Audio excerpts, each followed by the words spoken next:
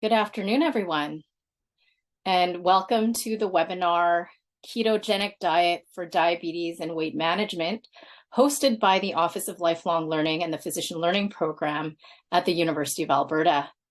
My name is Rose Yeung, and I'm one of the medical directors at the Office of Lifelong Learning and Physician Learning Program, and I'm also an adult endocrinologist. The Office of Lifelong Learning is committed to providing reliable updates and resources for clinicians, healthcare providers, and everyone committed to addressing the challenges related to diabetes and weight management.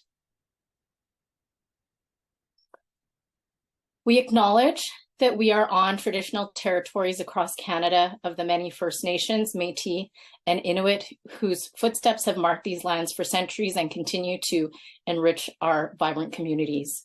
We are grateful for the traditional knowledge keepers and elders who are still with us today and those who have gone before us. We make this acknowledgement as an act of reconciliation and gratitude to those whose territory we reside on and or visiting. I would like to start with some housekeeping info. Please use the chat feature if you have a question about technical difficulties or L3 programs and services. If you have a question for the speakers, please use the Q&A feature of the webinar in the menu. Please review what has already been asked and upvote the questions you would like answered. We can't guarantee that the panelists will be able to respond to all your questions, and a recording of the webinar will be sent via email to all those registered. Participants can claim CME credits and complete a personal development activity using My L3 Plan tool. For more information, please visit the QR code. This activity has not been formally reviewed by the CFPC or the Royal College. However, it is eligible for non-certified credit. MainPro Plus participants may also earn certified credits by completing a linking learning exercise. So we are very pleased today that Dr. Richard and Dr. Chan will be providing an update on ketogenic diets, and we'll discuss the concerns about saturated versus unsaturated fats within ketogenic diets.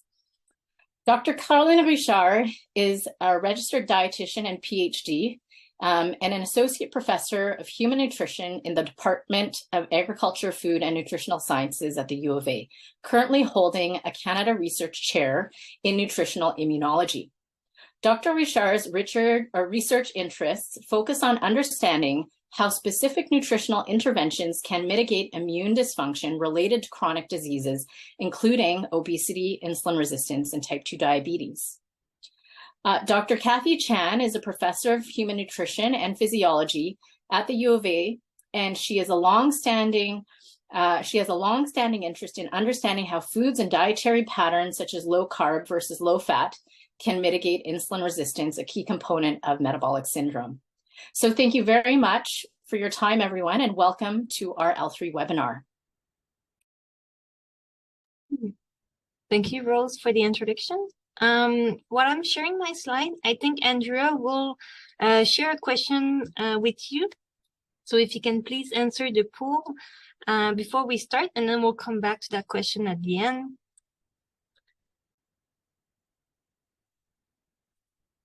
Most people seem to be unlikely to recommend the ketogenic diet. That's okay.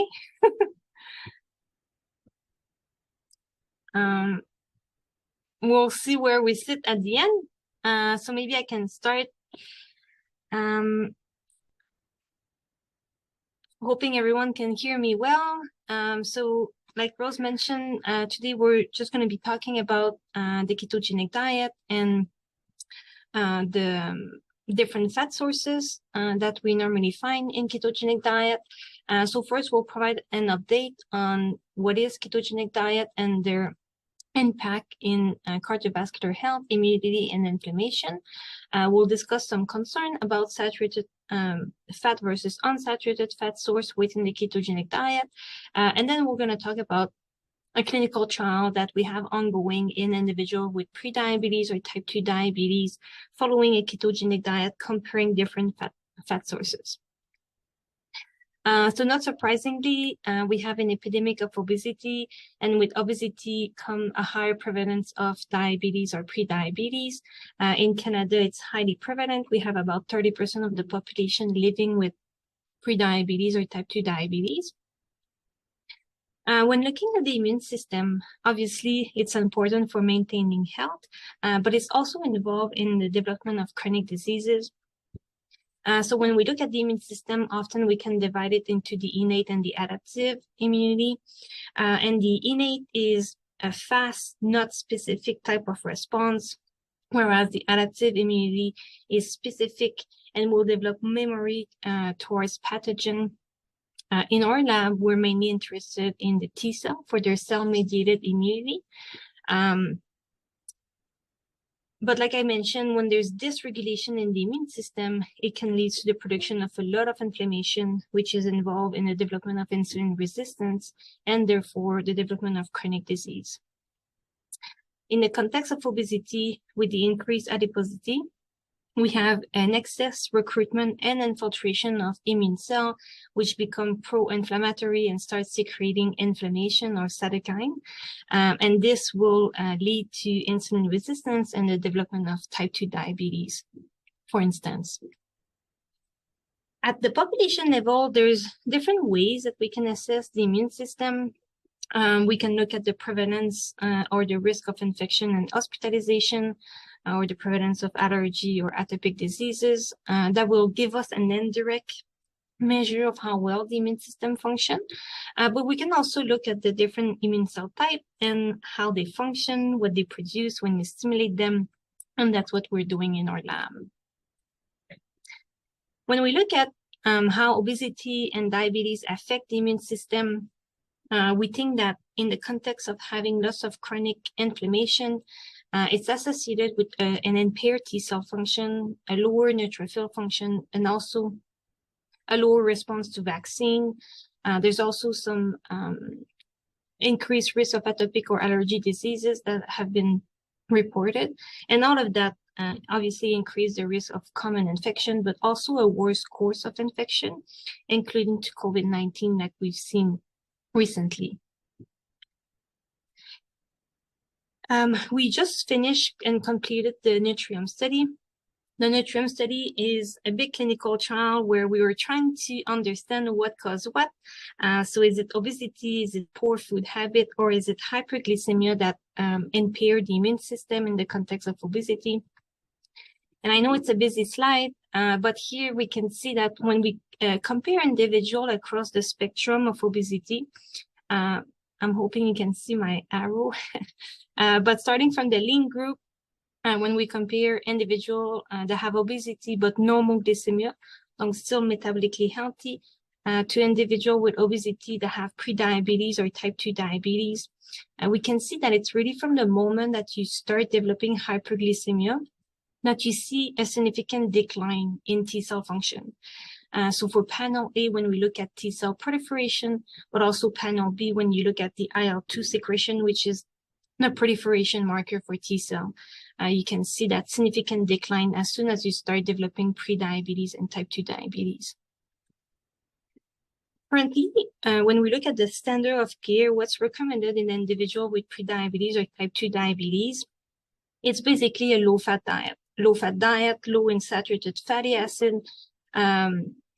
low refined sugar, but high complex carbohydrate, including fiber. In individuals with type 2 diabetes, we're also encouraging, obviously, carbohydrate counting, but also to follow a low glycemic index. But the ketogenic diet is becoming more and more popular. We're lacking evidence around the safety, but there's definitely some positive outcome that's been reported. And when we describe a ketogenic diet, often we refer to a very low carbohydrate diet, and that means having the carbohydrate below 10% of total energy intake. And normally the fat will be between 70 and 80, and then the protein would be between 10 and 15%. And then the difference between a very low carbohydrate diet or a ketogenic diet versus low carbohydrate diet is that low carbohydrate diet normally will have below 30% of energy coming from carbohydrate. So I'll pass to Dr. Chen for the remaining, and then I'll come back. Okay, thank you, Carolyn.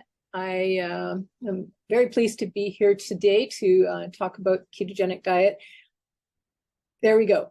So I'm going to talk a little bit about the evidence of the effects of low carbohydrate and very low carbohydrate diets on cardiometabolic risk factors. And this is initially from a statement from the National Lipid Association Nutrition and Lifestyle Task Force, which was published in 2019. Next slide. Okay, so what that group did was synthesize 12 meta-analyses that had a minimum of 1 to 2 years of follow-up comparing people on ketogenic or very low carbohydrate diets, but also including low carbohydrate diets, which, as Carolyn has defined, have around 30% of carbohydrates versus 10% of carbohydrates per day. So the color coding on this shows us that most of the effects when we compare a low-fat diet to a lower carb diet are quite variable between these studies. So all of the yellow boxes indicate the overall effects, but we can see that there's a lot of variability.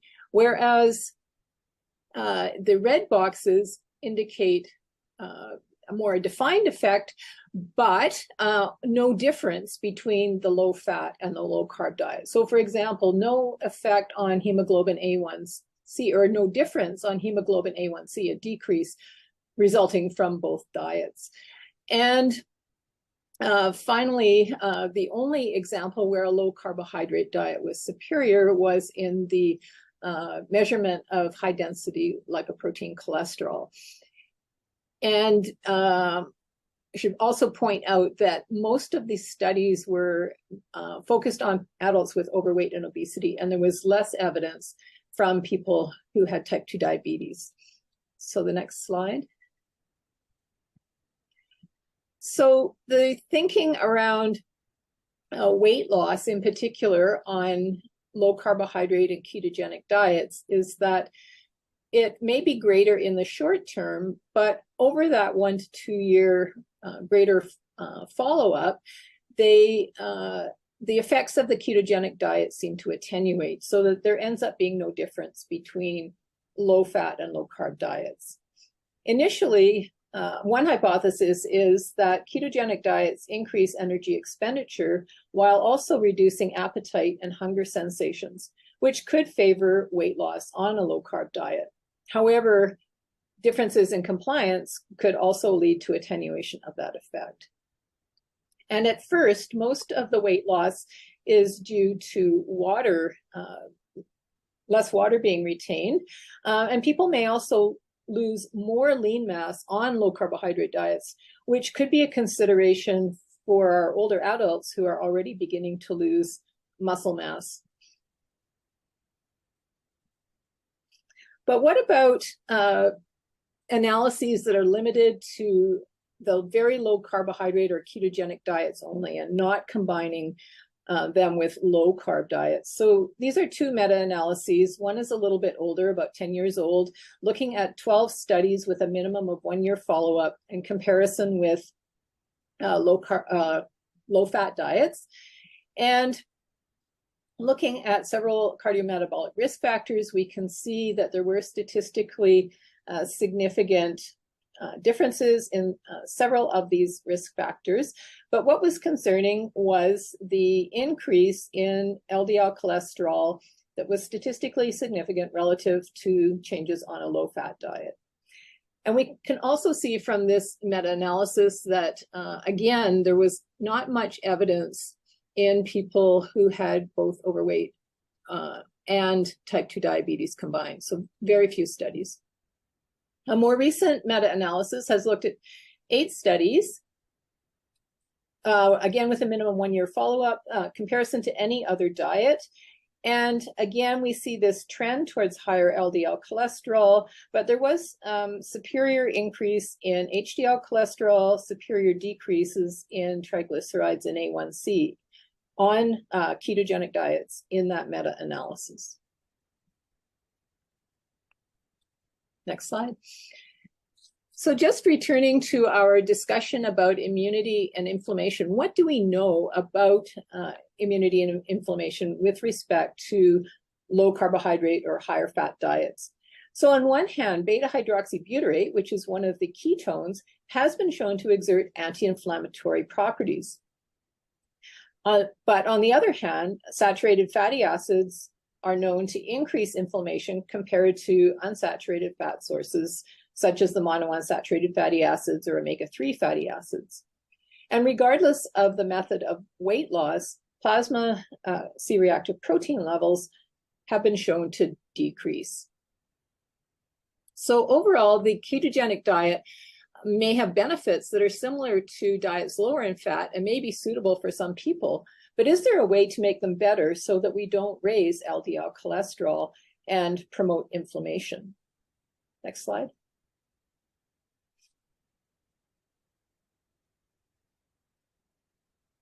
So saturated fatty acids probably increase inflammation by being a ligand for the toll-like receptor 4. And because they increase plasma LDL cholesterol concentrations, we think that replacing saturated fatty acids with unsaturated fat sources in the context of a ketogenic diet may help to reduce systemic inflammation, prevent that rise in plasma LDL cholesterol concentration, and improve immune function. But there have been no head-to-head trials that we know of ketogenic diets focusing on saturated versus unsaturated fats.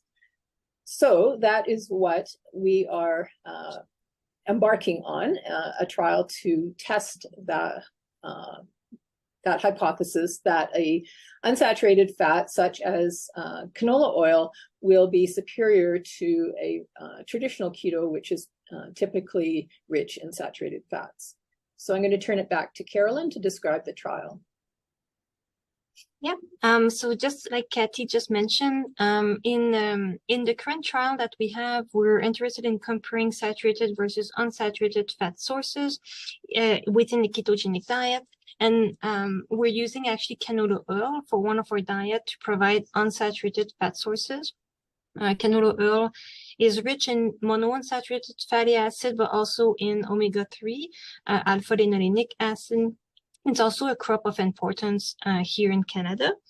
And so the goal is really to compare a traditional keto to a ketogenic diet that's higher in unsaturated fat sources, and compare both of those keto diet to the standard of care, which is the low-fat diet.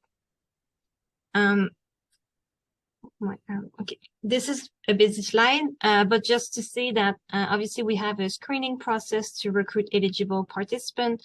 It's a 6 months intervention. Most of our outcomes are assessed at baseline, 3 months and 6 months. So we have anthropometric measurement, body composition, all those cardiovascular risk factor. But in between, we also have a strict nutritional counseling protocol to make sure that people adhere to the diet. And in each group, we're actually providing key food to increase adherence. So for the ketogenic diet group, consuming unsaturated fat sources, we're providing canola oil. In the traditional ketogenic diet group, we're providing coconut oil and butter. And in the low-fat group, we're providing high fiber food, such as whole wheat pasta, brown rice, and oat. Our ketogenic diet, we're aiming for below 10% of carbohydrate for energy, and protein a little bit higher, so 20 to 25%, and the remaining fat, so 65 to 70%. For the low-fat diet, we are following the Canada's food guide, just recommending the healthy plate, increasing the emphasis on consuming high-fiber food. And for the eligibility criteria, we don't have them many, may need to be an adult, living with either overweight or obesity. We have different criteria depending on the ethnicity, and the main criteria eligible criteria is to have that glycated hemoglobin above 5.7. So to really be recruiting individuals that are at risk of developing diabetes or having type 2 diabetes. And so just to finish, this is the team. So the principal investigator, Dr. Chen, the co-investigator, we have Dr. Yeung for the physician on the study. We have also a registered dietitian for that nutritional counseling piece, Cheryl. We have our 2 research coordinator, Paulina Blanco and Tiana Resnak, and then a lab technician, Alexander Makarowski. And finally, just to thank our funding agency. And we'll be ready for some question and maybe have the question come back.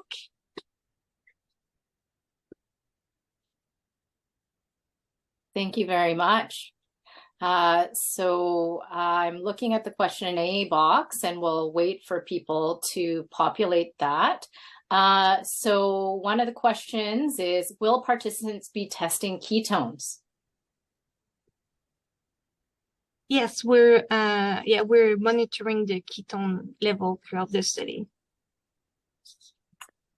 And another question is, curious if there is a minimum threshold for carbohydrate intake grams per day, even if not following true ketogenic, that we should consider stopping SGLT2 inhibitors.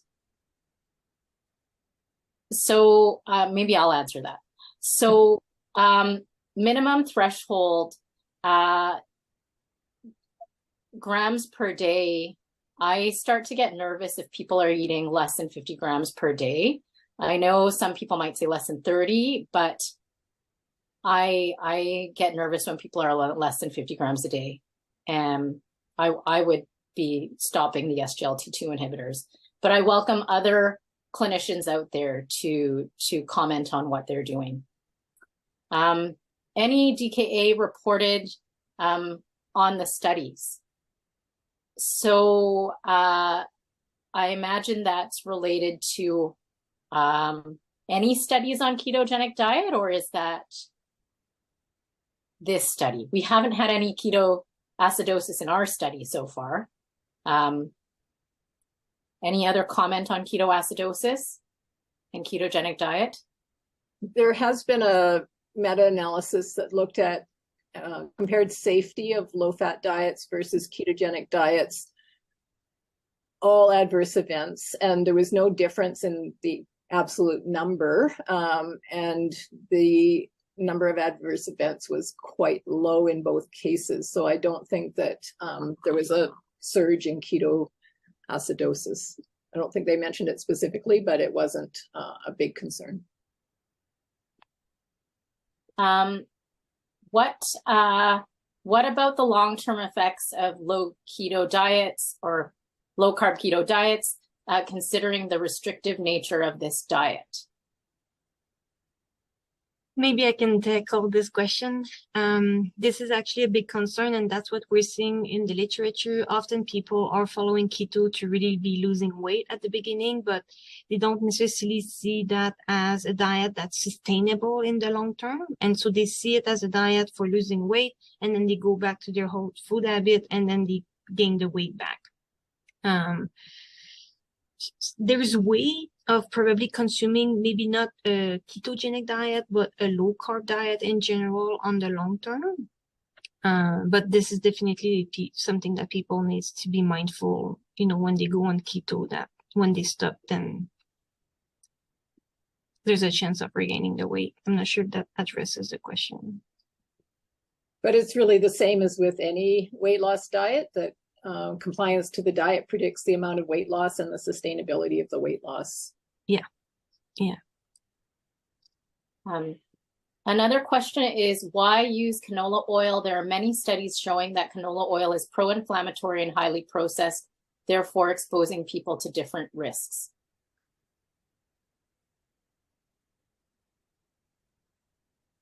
Rose or Cathy, do you want to tackle that? I was going to ask you if you wanted to tackle it. Well, I think, like as Carolyn pointed out, canola oil is high in monounsaturated fatty acids. It's probably the oil that we grow domestically that is closest in fatty acid profile to olive oil, which we know has many benefits from the many Mediterranean diet studies. And so on the face of it, I don't think we would expect to see higher levels of inflammation because of the monounsaturated fats and the omega-3s that are present in the oil. Yeah. Yeah. And I would say that I think this is still an area of scientific controversy. So I think this is a study that will help us understand the true effects of canola oil supplementation in the diet because of the controversy over this in the literature. So another question is, what method are we using to measure ketones?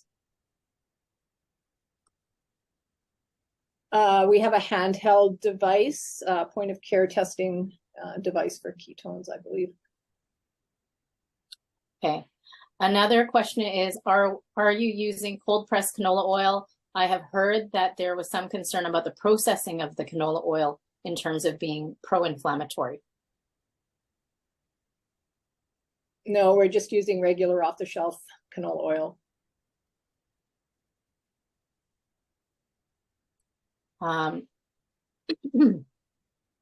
Where are we currently at with study recruitment, and how many participants are we recruiting? So we're recruiting a total of 175 to finish with 130, 45 or 135, finish 45 per group. And currently we have about 10 people in this study. So we still have lots of room for people to participate. Are there concerns about having sufficient micronutrients in ketogenic diets? Yeah, that's a good point. And this is something that we decided to do across the board, is to provide a multivitamin and supplement to everyone following the ketogenic diet, just to ensure that there's no deficiency following the ketogenic diet. But this is something that if people follow the ketogenic diet on their own, they should be conscientious that there's a risk of not being able to achieve the adequate intake for all nutrients following a keto. Yeah. I was wondering how an isolated oil will be substituted to the food with saturated fatty acids that people are eating in their diet, like meat or whole dairy. That's a good question. Again, this is not a metabolic study in animal where we can control everything. This is just to see if in day-to-day life it's feasible for people to adhere to a ketogenic diet where the fat sources would differ. And so I agree that obviously the base of the menu is similar between the two ketogenic diets, because when people consume meat, they'll consume saturated fatty acid within the meat. What we're substituting is the added fat. So when they're cooking, when they're baking, when they're making salad dressing and things like that, it's to be able to use either canola oil in one group and then butter, or liquid coconut oil in the other group. So obviously it's not a 100%, substitution for one oil versus the other, because the basic of the diet remain the same. As a dietitian, I observed that restrictive diets continue to be contribute to an unhealthy relationship with food. Also, that participants do not have understanding of healthy fats or ultra processed versus whole foods. Will this be addressed in counseling?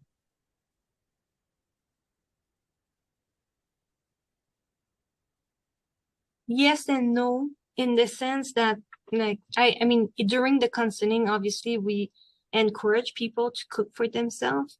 When we use processed food, we don't have as much control over the nutrient composition. But this is not a study where, we would counsel people in developing a good relationship with food, as you would do normally with a dietitian as part of your nutritional counseling. I'm not sure if that answered the question. Or Cathy, if you have anything to add. I think so. Well, I do want to endorse our dietitian who is working on this trial. She is an experienced dietitian and very aware of disordered eating and having a healthy relationship with food. And she is very mindful of those things when counseling patients. So I do believe that aspects of this are being discussed in the individual counseling. Any concerns with changes in gut microbiota given low carb? Yeah, so that's a very good question. And we are collecting fecal samples from individuals who are interested in providing them to us.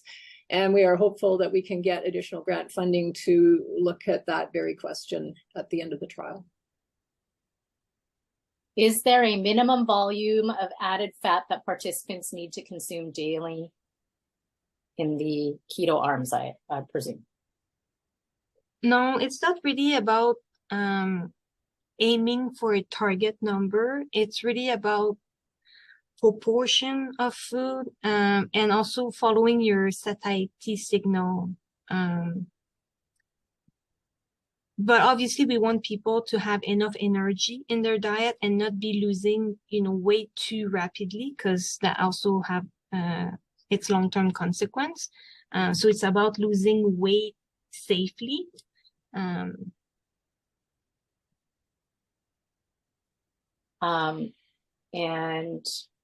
another question is, are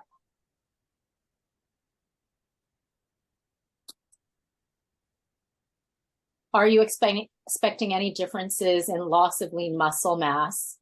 You mentioned with ketogenic diets, with the ketogenic diet with canola oil. I don't think so. And we aren't measuring body composition that precisely, so we won't really know. Okay, well, I am mindful that we are past 12:30, and I want to thank everyone for their great questions, and I apologize if we haven't gotten to answer all of your questions, but you can always keep in touch with our study team and send questions if you have further questions. Please fill out the feedback form and let us know what you think of this seminar and what you would like in future from the Office of Lifelong Learning Physician Learning Program.